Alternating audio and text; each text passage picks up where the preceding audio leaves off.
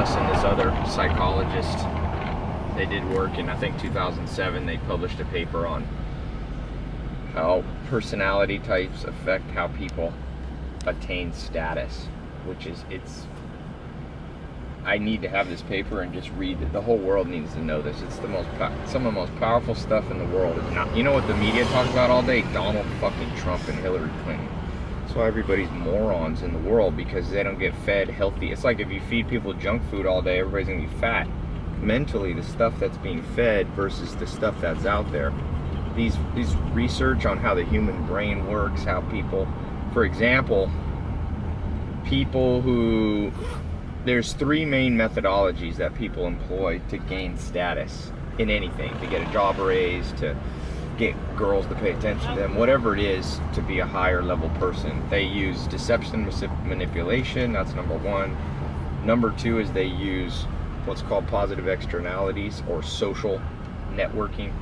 And the third, or social displays, I should say. And the third one is industriousness, hard work.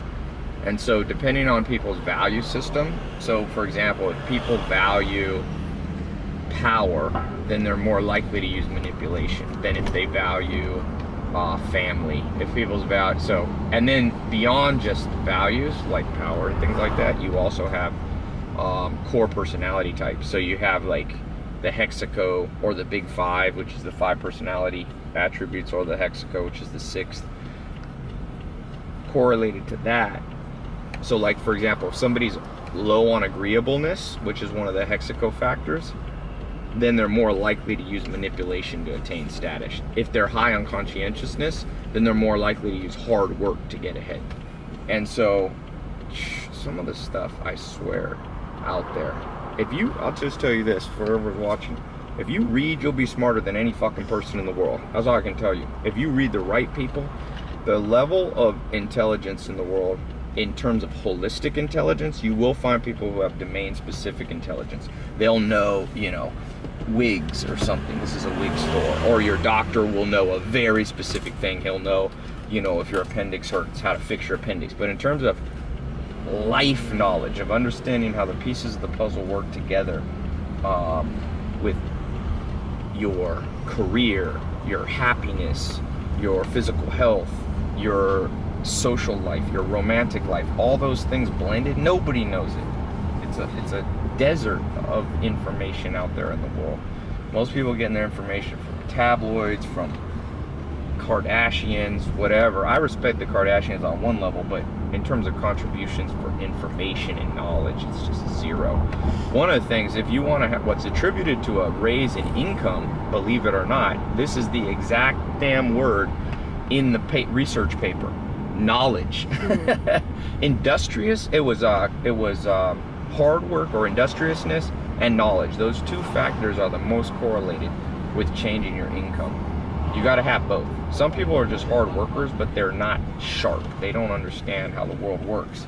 So they just try to use blunt labor, which is, no, let me do some of this as a song.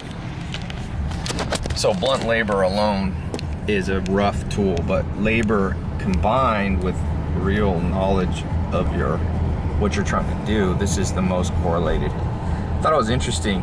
What do you think is the most correlated with attractiveness to the opposite sex? Anybody? They had correlation factors like -0.2 or +0.5, and the highest one, what do you think it is? Attractiveness to the other sex, the opposite sex, or whoever you're trying to date. Anybody? Humor. No. Well, they didn't. No. Knowledge. No. Power was very high. But for males or females? For men. Males? I think it was men, yeah. I feel like that Power was high, also salary was high. Believe it or not, income is related to attractiveness for many reasons, not necessarily because people are gold diggers, but because they call this costly signaling. That's the evolutionary or biological term. When you have the ability to do something that's hard, you signal that you have other traits. Like the real reason girls said they like humorous guys is not because they actually like the jokes, because they could just watch comedy. It's because they like a guy that you don't need another human to be funny. You can go to a comedy club, or you can, the reason women and men like funny people is because it's an attribute. It's a costly signal, meaning people have to use glucose in their brain to exhibit IQ and wit and all that stuff. And it's the same with power. If you're able to manipulate, I mean not manipulate, if you're able to maneuver the status hierarchies in the world, and make no mistake, even though we're in Norway where it's much more socialistic, they still have status hierarchies. In fact, every species has status hierarchies. For example, crayfish have status hierarchies. Chickens, as everybody knows, the pecking order. So you're not gonna ever get away from status hierarchies. If you go to churches, trust me, the most religious people in the world is full of status hierarchies. The most supposed holy people in the world are the most status striving. But extroversion is an interesting one because extroverts tend to be a little bit happier than introverts in the long run. But extroversion's also somewhat correlated, like showing off what you have is a tool that extroverts use more than introverts.